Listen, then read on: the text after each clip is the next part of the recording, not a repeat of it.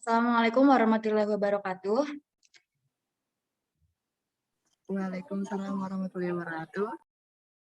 Nama saya Dita Adea, NIM saya 19.24290. Di sini saya akan memaparkan materi mengenai demokrasi dan masyarakat lokal. Sebelumnya saya ingin mengucapkan terima kasih kepada teman-teman yang sudah meluangkan waktunya untuk hadir di Zoom meeting kali ini. Ada Revina Damayanti, Fadila Rama, Vita Hapsari, dan Faiza Rabiatun. Terima kasih sudah meluangkan waktunya. Tanpa berlama-lama lagi, di sini saya akan segera menjelaskan atau memaparkan materi dengan tema demokrasi dan masyarakat lokal. Izin share screen dulu ya teman-teman.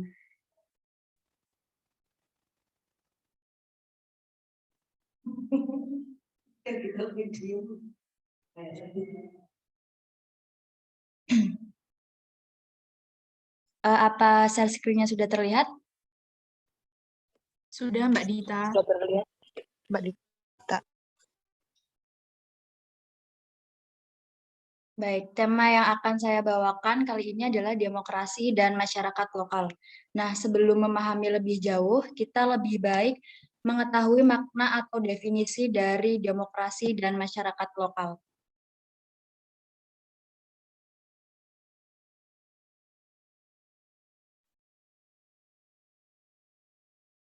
Nah, definisi demokrasi di sini ada dari KBBI, yaitu adalah bentuk atau sistem pemerintahan yang seluruh rakyatnya turut serta memerintah dengan perantaraan wakilnya yang terpilih. Demokrasi ini merupakan turunan dari bahasa Yunani yang merupakan gabungan dari dua kata, yaitu demos dan kratos. Demos sendiri artinya rakyat, dan kratos atau kratein yang berarti pemerintah. Sehingga demokrasi dapat diartikan sebagai pemerintahan rakyat. Nah, dapat disimpulkan, demokrasi ini adalah bentuk pemerintahan di mana semua warga negaranya memiliki hak setara untuk mengambil keputusan. Jadi mereka mendapatkan hak setara, kemudian mengizinkan warga negara berpartisipasi baik secara langsung ataupun tidak langsung dalam perumusan. Nah, seperti yang sering kita dengar, istilah populer dari Abraham Lincoln, yaitu demokrasi adalah pemerintahan dari rakyat, oleh rakyat, dan untuk rakyat, atau government of the people, by the people, and for the people. Jadi, setiap negara kan menganut sistem pemerintahan yang berbeda. Di beberapa negara, istilah demokrasi ini digunakan untuk menggambarkan sistem pemerintahan yang mereka anut. Nah, salah satunya Indonesia menganut sistem demokrasi. Jadi, kita diberi kebebasan untuk turut serta dalam menyampaikan pendapatnya dan juga dalam perumusan.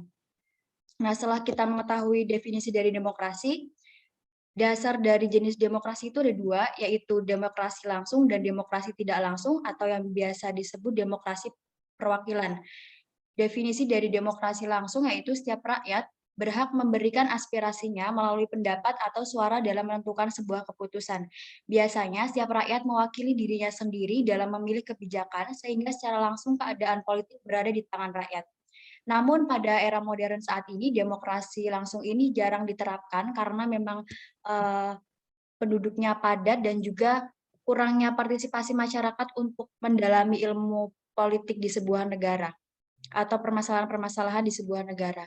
Kemudian yang kedua ada demokrasi perwakilan atau demokrasi tidak langsung. Jadi dalam demokrasi ini, orang bukan secara langsung mengambil bagian dalam pemerintahan, tetapi melalui perwakilan yang dipilih. Nah, setelah kita mengetahui jenis demokrasi dan definisi demokrasi, kita harus mengetahui demokrasi di Indonesia ini kedudukannya sebagai apa? Sebagai sistem ataukah sebagai hanya konsep saja? Demokrasi di Indonesia dikatakan sebagai sistem atau konsep. Untuk menjawab pertanyaan ini, kita harus mengetahui definisi dari sistem pemerintahan itu sendiri. Jadi sistem pemerintahan diartikan sebagai suatu tatanan utuh yang terdiri atas berbagai komponen pemerintahan yang bekerja saling bergantungan dan memengaruhi dalam mencapai tujuan dan fungsi pemerintahan. Jadi dapat disimpulkan kalau sistem pemerintahan ini berarti aturan atau dasar bagaimana sih sebuah negara itu berjalan. Jadi karakteristik dari sistem pemerintahan ini adalah perangkat hukum di mana untuk mengatur sebuah negara ini berjalan. Nah, bagaimana demokrasi ini dapat dikatakan sebagai sistem pemerintahan? Demokrasi dapat dikatakan sebagai sistem pemerintahan apabila prinsip demokrasi tersebut sudah dipositivisasi melalui perangkat peraturan perundang-undangan. Nah, pertanyaannya, apakah di Indonesia sudah mempositivisasi prinsip-prinsip demokrasi dalam peraturan perundang-undangan? Jawabannya ya. Untuk lebih lanjut, kita balik lagi bahwa sistem demokrasi ini berkaitan dengan mekanisme pemilihan. Mengapa sistem demokrasi dikaitkan dengan sistem pemilihan? Karena pemimpin itu penyelenggara negara. Ada pada pasal 1 angka 1 Undang-Undang Nomor 28 tahun 99. Penyelenggara negara sudah barang tentu menduduki peran penting dalam menentukan keberlangsungan negara atau bagaimana negara berjalan. Jadi ketika kita sudah memiliki sistem pemerintahan, sudah tahu caranya bagaimana, sudah memiliki aturannya, kita membutuhkan penggerak untuk menjalankan sebuah negara itu, untuk melakukan sistem pemerintahan itu. Nah, di sini pemimpin adalah penggerak untuk sistem pemerintahan. Jadi kedudukan pemimpin di sini sangat penting. Jadi pemimpin dan mekanisme pemilihan itu tentunya berkaitan erat. Kemudian lanjut, balik lagi ke tadi sistem pemerintahan itu kan diartikan sebagai bagaimana caranya negara itu berjalan. Nah, kemudian demokrasi dapat dikatakan sebagai sistem pemerintahan apabila prinsip-prinsip demokrasi sudah dipositivisasi dalam peraturan perundang-undangan. Dan tadi di Indonesia sudah mempositivisasi prinsip demokrasi dalam peraturan perundang-undangan. Prinsip demokrasi itu ada kedaulatan rakyat, pemerintahan berdasarkan persetujuan di perintah, kekuasaan mayoritas, hak-hak minoritas, jaminan hak-hak asasi manusia, pemilihan yang bebas dan jujur, dan lain sebagainya yang sudah tertera di PowerPoint ini. Jadi, apabila salah satu prinsip-prinsip demokrasi ini sudah dipositivisasi dalam peraturan perundang-undangan, maka demokrasi ini dapat dikatakan sebagai sistem pemerintahan di Indonesia. Dan tadi kita sudah menjawab bahwa sistem pemerintahan di Indonesia sudah mempositivisasi prinsip demokrasi. Buktinya apa? Buktinya adalah salah satu prinsip demokrasi yang tadi nomor 1 kedaulatan rakyat dipositivisasi dalam pasal 1 ayat 2 Undang-Undang 45. Kedaulatan berada di tangan rakyat dan dilaksanakan menurut Undang-Undang Dasar. Pasal Akuo berkaitan juga dengan hak rakyat dalam menentukan pemimpin melalui mekanisme pemilihan. Dalam konteks daerah, ada yang namanya Undang-Undang Nomor 10 Tahun 2016, yang mana dalam undang-undang ini mengatur mekanisme pemilihan kepala daerah. Kesimpulannya, demokrasi di Indonesia sudah menjadi sistem pemerintahan karena prinsip kedaulatan rakyat dalam menentukan kelangsungan negara sudah dipositivisasi melalui peraturan perundang-undangan, baik itu Undang-Undang Dasar maupun Undang-Undang. Jadi, demokrasi kedudukannya di Indonesia ini sudah menjadi konsep atau hanya abstrak dan juga sudah menjadi bertransformasi menjadi sistem pemerintahan. Nah, kalau di level nasional ini ada Undang-Undang Nomor 7 Tahun 2017, sedangkan di level regional ada Undang-Undang Nomor 10 Tahun 2016. Karena tema kita pada saat ini adalah demokrasi dan masyarakat lokal, kita akan lebih fokus ke yang regional. Nah, bicara mengenai demokrasi, tidak lepas dari proses reformasi tahun 98, di mana kita ini meski bersyukur karena adanya proses reformasi 98 ini terjadi perubahan yang cukup signifikan di sistem politiknya.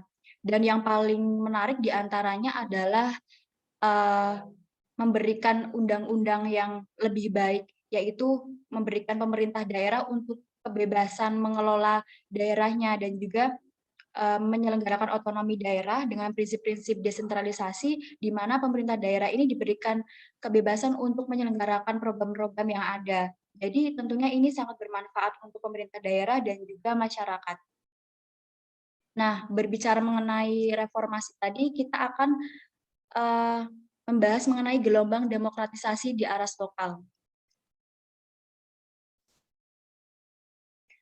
Aras pemikiran yang menghendaki penguatan dan percepatan demokrasi di aras lokal, dewasa ini terus menguat. Sejak tahun 1970-an, dunia internasional telah menjadikan desentralisasi dan demokratisasi di tingkat lokal menjadi sebuah komitmen global. Wacana demokratisasi dan pengaruh utamaan lokalitas dalam diskursus utama intelektual di dunia internasional, hal ini dipicu oleh runtuhnya Uni Soviet. diikuti oleh bangkrutnya fasisme, komunisme, sehingga demokratisasi ini diyakini sebagai suatu jalan universal menuju kesejahteraan dan kemajuan bagi negara di seluruh dunia. Nah, demokratisasi di Indonesia ini, terutama demokrasi lokal, sesungguhnya sudah dikenal sejak lama. Sejak awal kemerdekaan, para pendiri bangsa kita atau the founding fathers telah berkomitmen menerapkan demokrasi lokal untuk mengelola keragaman masyarakat Indonesia. Selama kurang lebih 1 dekade di awal kemerdekaan Republik ini, belajar dengan sungguh-sungguh untuk menerapkan demokrasi dan desentralisasi. Namun bangkitnya dua rezim otoriter represif di negeri ini meluluhlantahkan fondasi itu. Nah, pada era Soeharto dan Soekarno, demokrasi Soeharto dan Soekarno telah menutup segala ruang politik di aras lokal sekaligus mempraktikkan dengan sempurna gaya sentralisasi kekuasaan yang represif. Sejarah membuktikan bahwa kekuasaan mempraktikkan gaya sentralistiknya, maka bencana kemanusiaanlah yang terjadi seperti korupsi di tingkat daerah, pelanggaran HAM berat, ketimpangan pusat daerah, penghisapan sumber daya lokal, hingga kehancuran kearifan lokal menjadi catatan yang kelam. Perubahan ke arah demokrasi ini baru benar-benar terjadi pasca reformasi ini pecah. Nah, gelombang demokratisasi yang melanda di Indonesia pada tahun 98 telah membawa perubahan-perubahan yang signifikan seperti yang sudah tadi saya jelaskan bagi tata kelola pemerintahan kita. Watak rezim yang otoritarian berganti menjadi lebih demokratis, pemerintah yang sentralistik bertransformasi ke desentralisasi dan otonomi daerah, dan bergesernya pendulum politik dari eksekutif heavy ke legislatif heavy. Berbagai regulasi pun dibuat untuk menjamin dan mengakselerasi penguatan demokratisasi di aras lokal. Undang-Undang Nomor 22 Tahun 99 adalah bentuk konkret regulasi yang dijiwai semangat desentralisasi dan demokratisasi di tingkat lokal. Nah, demokrasi ini pada esensinya melibatkan aspirasi masyarakat dalam menjalankan perannya secara aktif dan menentukan dalam proses politik. Partisipasi adalah elemen yang penting dalam pemberdayaan. Partisipasi tidak hanya sekedar mencoblos, jadi masyarakat tidak hanya sekedar mencoblos pemimpin mereka dalam pemilihan pilkada atau pemilihan pemimpin yang lainnya, tetapi lebih dari itu partisipasi menjamin keterlibatan dan proses kebijakan baik dengan melibatkan LSM, partai politik maupun jalur-jalur lain. Tetapi semua ini masyarakat atau warga negara memiliki kapasitas dan sumber daya yang layak untuk berpartisipasi. Dan pemerintah telah menyediakan jalur-jalur dan institusi-institusi politik di mana melalui semua itu masyarakat bisa berpartisipasi. Jadi masyarakat di lokal ini harus benar-benar didengarkan partisipasinya karena menggunakan prinsip demokrasi tadi. Kemudian lanjut, kita tadi membahas mengenai pentingnya masyarakat, peran masyarakat dalam demokrasi karena memang kedaulatan rakyat prinsip-prinsip demokrasi. Jadi kita harus mengetahui masyarakat lokal ini sendiri dalam demokrasi lokal. Nah, definisi masyarakat lokal ini diatur dalam Undang-Undang tentang Pengelolaan Wilayah Pesisir dan Pulau-Pulau Kecil, Pasal 1 Angka 34 Undang-Undang Nomor 27 Tahun 2007 dan perubahan Pasal 1 Angka 34 Undang-Undang Nomor 1 Tahun 2014 tentang perubahan atas Undang-Undang Nomor 27 Tahun 2007 tentang pengelolaan wilayah pesisir dan pulau-pulau kecil. Jadi masyarakat lokal adalah sekelompok masyarakat yang menjalankan tata kehidupan sehari-hari berdasarkan kebiasaan yang sudah diterima sebagai nilai-nilai yang berlaku umum tetapi tidak sepenuhnya bergantung pada sumber daya pesisir dan pulau-pulau kecil tertentu. Jadi dapat dikatakan masyarakat lokal ini adalah sekelompok orang yang hidup dengan menjalankan kehidupan sehari-harinya namun tidak bergantung pada sumber daya pesisir dan pulau-pulau kecil tertentu. Nah, kalau misalkan kita lihat masyarakat lokal dan masyarakat daerah itu dalam penafsiran gramatikalnya hampir sama ya, karena masyarakat lokal ini, lokal itu sinonimnya adalah regional. Ketika kita melihat regional ini, sinonimnya lagi adalah kedaerahan. Jadi bisa dikatakan masyarakat lokal dan masyarakat daerah itu hampir sama. Nanti mungkin teman-teman bisa melakukan penafsiran yang lain. Kemudian dalam memahami konsep demokrasi lokal ada 4 hal yang harus diperhatikan. Yang pertama, partisipasi masyarakat. Yang kedua, adanya proses musyawarah, pendidikan politik, dan pemerintahan yang baik dan kesejahteraan sosial. Seperti yang sudah tadi dikatakan, partisipasi masyarakat ini merupakan hal yang penting karena ketika kita memilih pemimpin, kita harus tahu nih bagaimana karakteristik dari pemimpin itu. Apakah benar-benar bisa membawa perubahan untuk kedepannya sesuai dengan yang mereka inginkan atau permasalahan yang terjadi di sebuah daerah atau masyarakat lokal. Jadi tidak hanya sekedar mencoblos saja tanpa tahu karakteristik dari pemimpinnya. Yang kedua, adanya proses musyawarah. Demokrasi tidak sekedar pemilu, tapi juga mencakup dialog yang bermuara pada pencarian solusi bagaimana permasalahan yang dihadapi masyarakat, jadi pemerintah harus berani berhadapan dengan warganya, dan bahkan pemerintah ini harus menerima kritik-kritik yang ada dalam warga negara. Jadi ketika masyarakatnya menyampaikan kritiknya, pemerintah harus siap dan harus bisa memenuhi saran-sarannya kalau memang itu baik untuk pemecahan masalah yang memang ada di masyarakat lokal ini. Kemudian yang ketiga, adanya perlunya pendidikan politik. Demokrasi lokal memberikan fasilitas bagi tiap-tiap individu masyarakat untuk memperoleh informasi mengenai semua urusan publik. Warga yang terdidik juga membuat demokrasi menjadi lebih efektif, termasuk juga peran masyarakat berarti mengurangi konflik vertikal antara elit lokal dengan warga masyarakat. Nah, ketika masyarakat ini mendapatkan pendidikan politik, bagaimana mereka mengetahui politik, pastinya mereka akan tahu kan kalau misalkan ada kesalahan-kesalahan dan juga akan mengurangi permasalahan ketika ada ketimpangan yang terjadi atau mungkin dari pemimpinnya ini tidak berbuat sesuai dengan prinsipnya, maka masyarakat ini akan bertindak lebih baik lagi, akan menegur dan lain-lainnya. Kemudian yang keempat ada pemerintahan yang baik dan kesejahteraan sosial. Jadi demokrasi yang baik harus menciptakan hubungan yang baik antara warganya serta dapat membangun masyarakat yang mandiri dan memiliki semangat sosial. Nah, tujuan dari demokrasi lokal ini sendiri bertujuan untuk memperkenalkan ciri khas masing-masing daerah yang nantinya akan menjadi sebuah kesatuan yang utuh dengan sebutan kesatuan berbangsa. Demokrasi lokal sudah menjadi kawasan geopolitik para tokoh-tokoh daerah yang ingin menjadi pemimpin masa depan tanah asalnya. Jadi tujuannya ketika mereka mempunyai cita-cita yang memang sudah mereka cita-citakan selama ini, diharapkan pemimpin ini dapat mewujudkannya.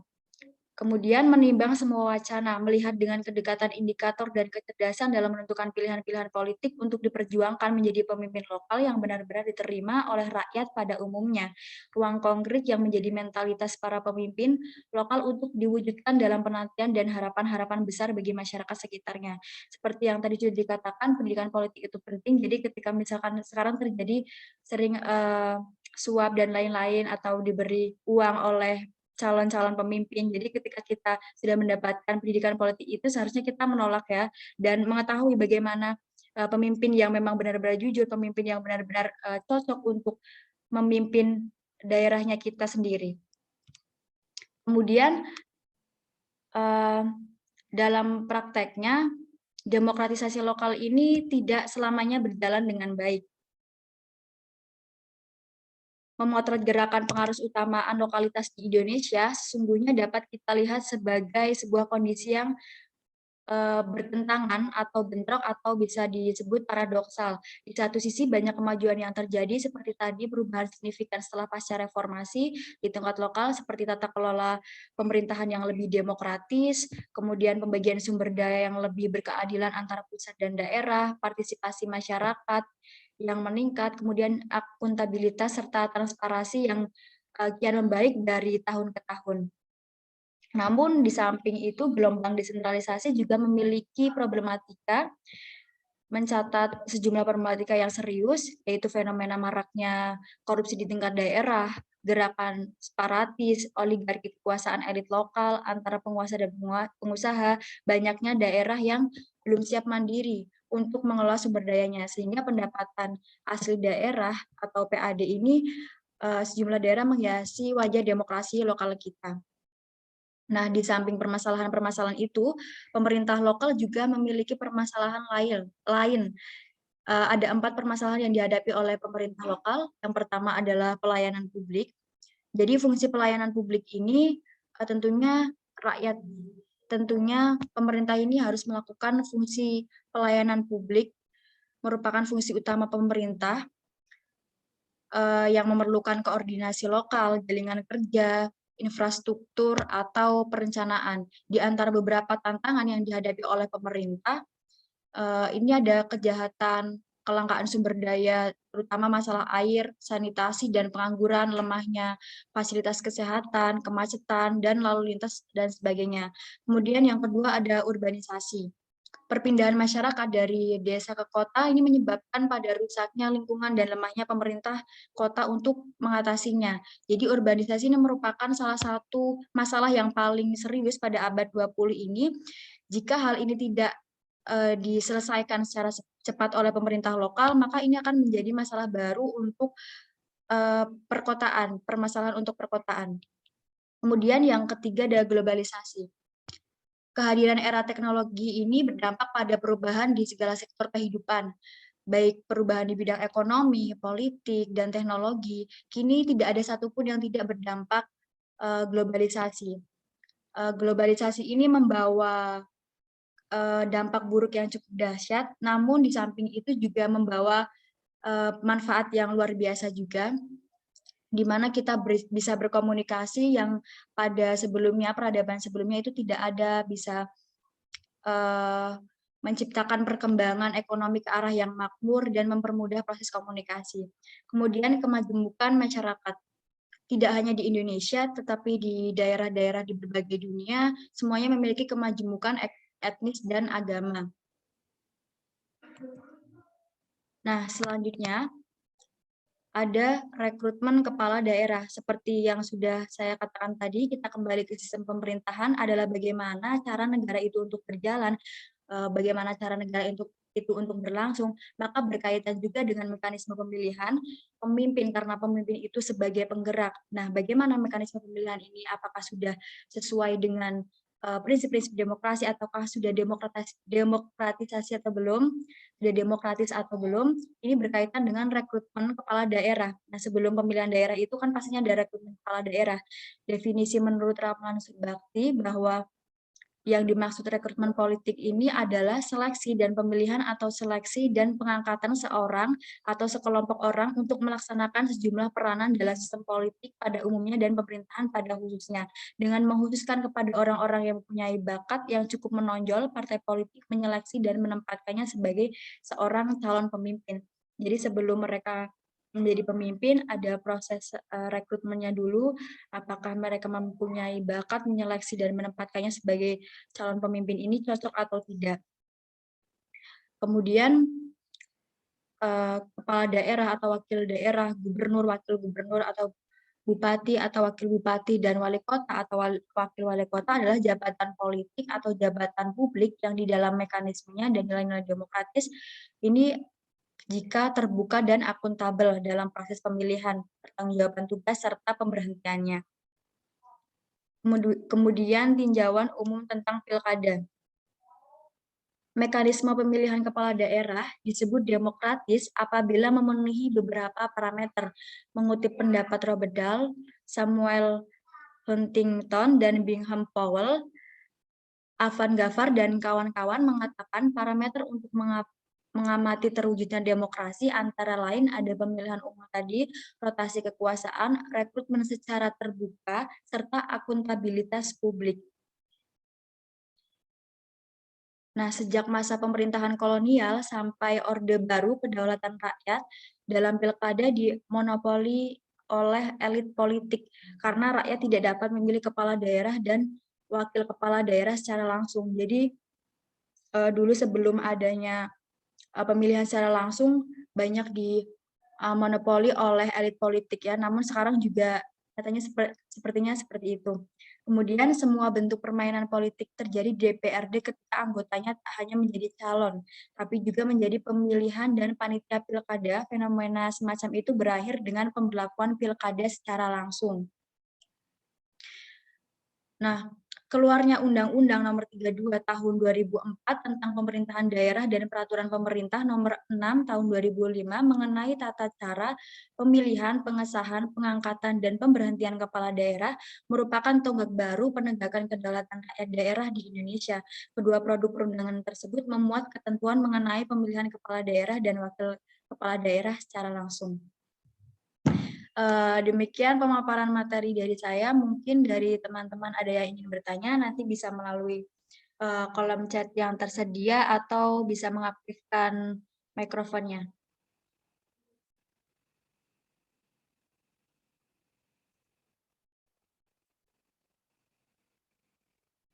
Teman-teman ada yang ingin bertanya? Baik, Mbak Dita, saya ingin bertanya. Ya, Mbak Revina, silahkan.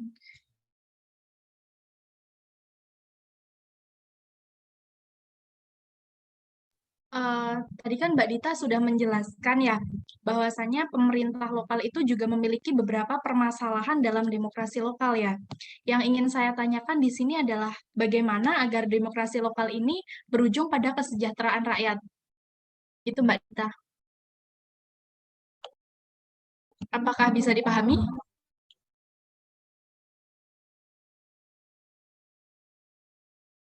Mohon maaf Mbak Dita masih. Maaf Mbak Revina, saya minum dulu ya teman-teman.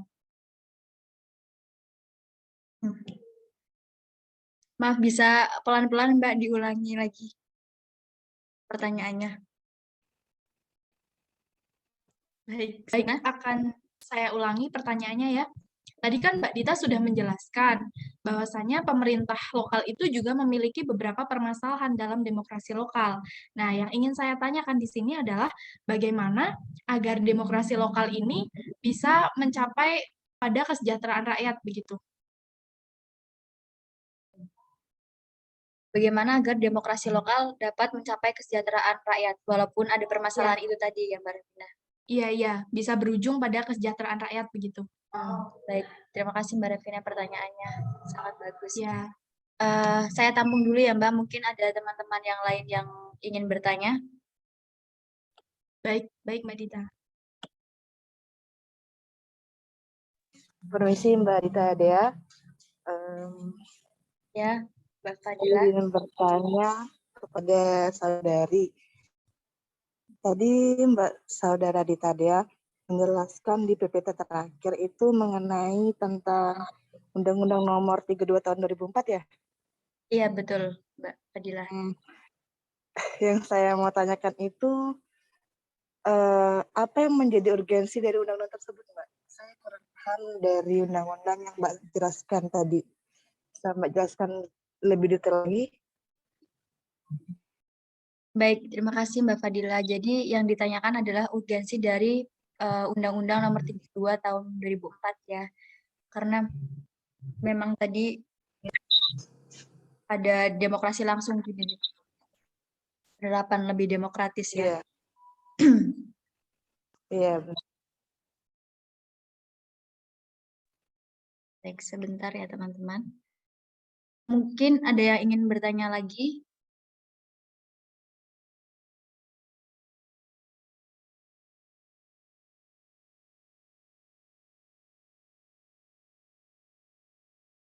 Langsung saya jawab terlebih dahulu ya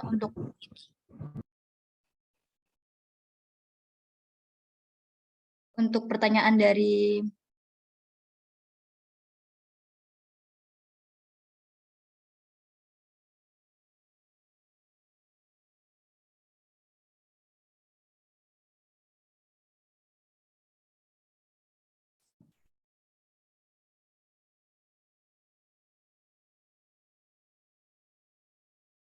Halo? Iya, bisa saya dengar Mbak. Iya, terima kasih.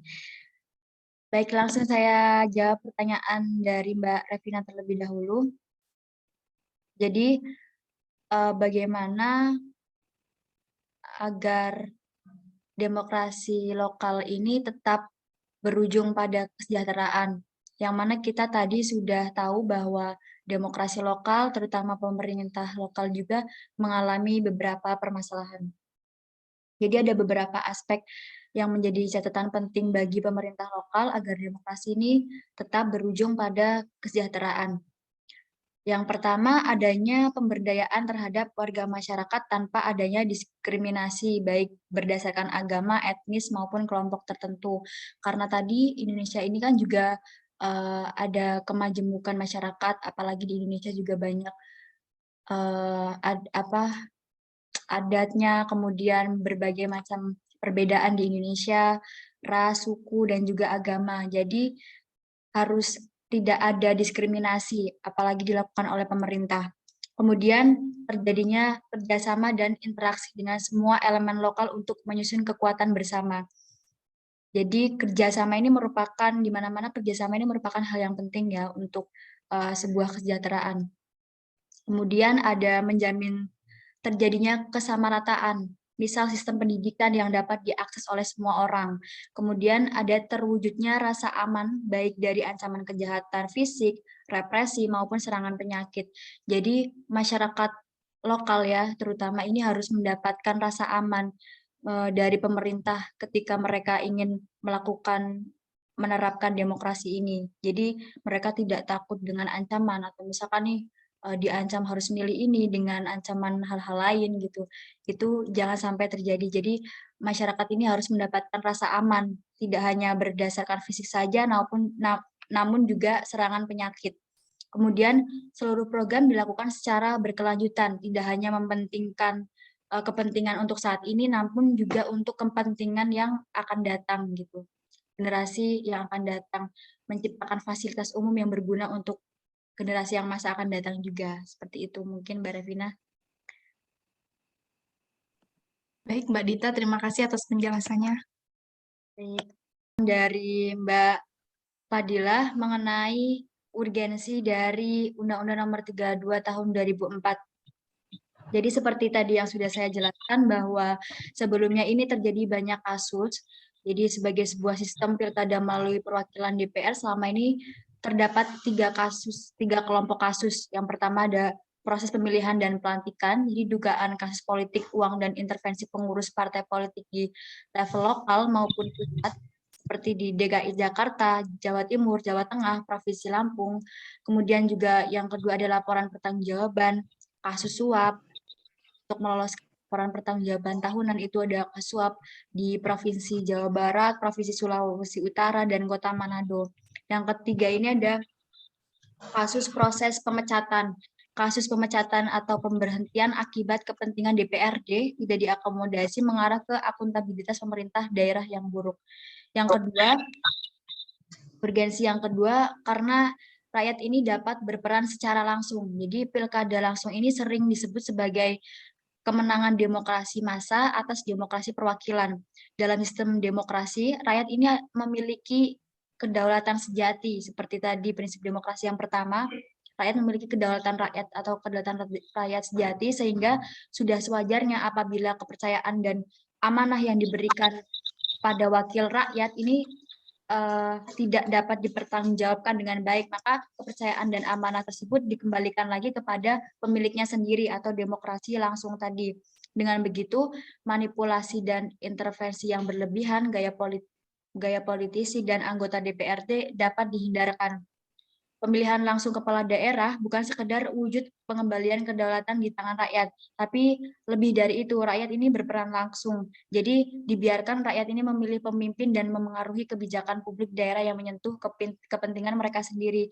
Negara berkewajiban memfasilitasi rakyat mewujudkan kedaulatan rakyat tersebut. Jadi karena masyarakat yang mengetahui permasalahan-permasalahan yang terjadi di tingkat lokal sendiri, masyarakat yang merasakan sendiri, seharusnya mereka bisa memilih pemimpinnya secara langsung sesuai dengan keinginan mereka sendiri.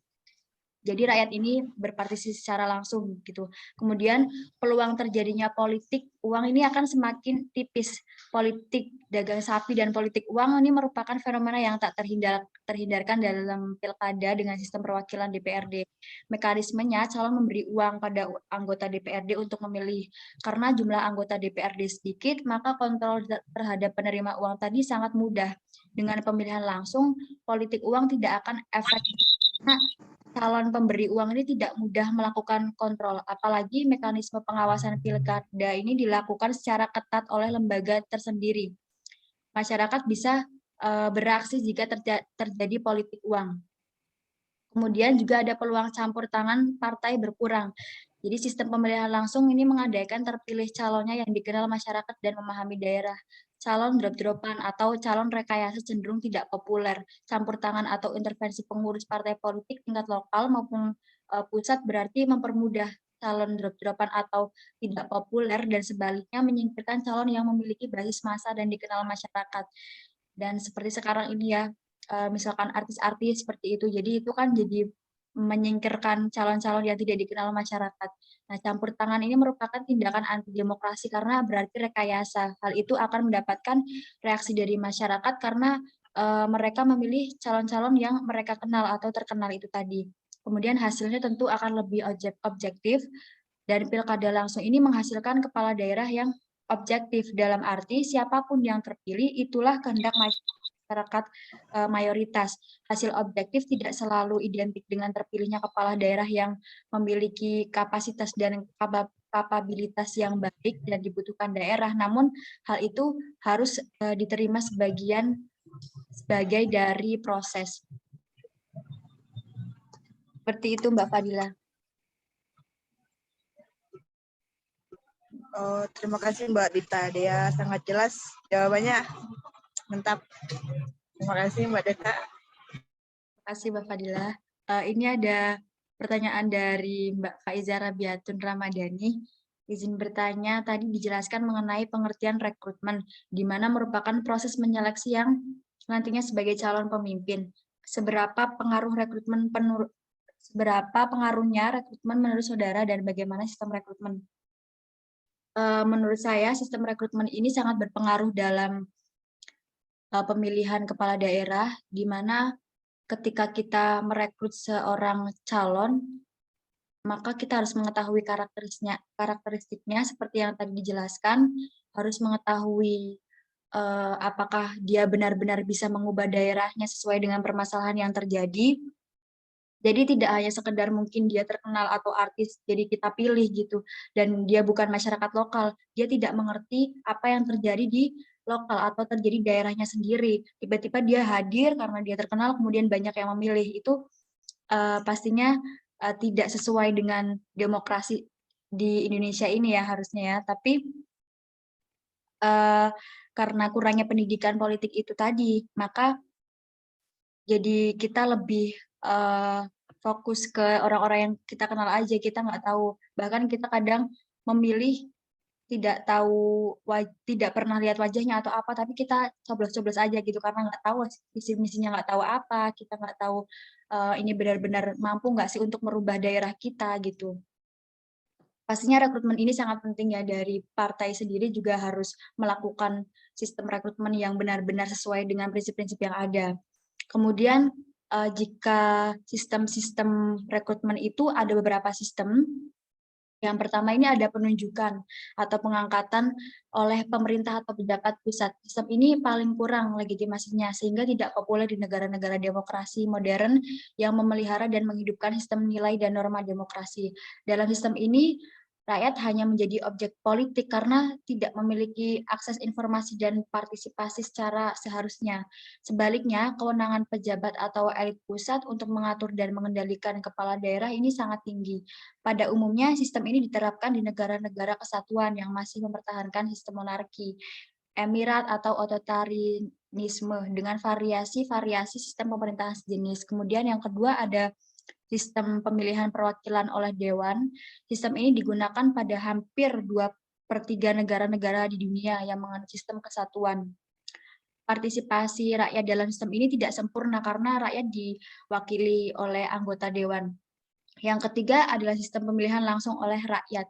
Sistem ini paling populer digunakan di negara-negara yang menganut sistem federal atau federasi seperti Amerika, kemudian Jerman, Australia, dan Kanada.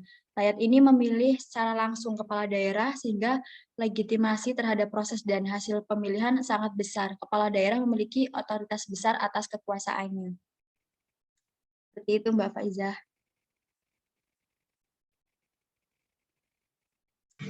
Baik, terima kasih Mbak Adea.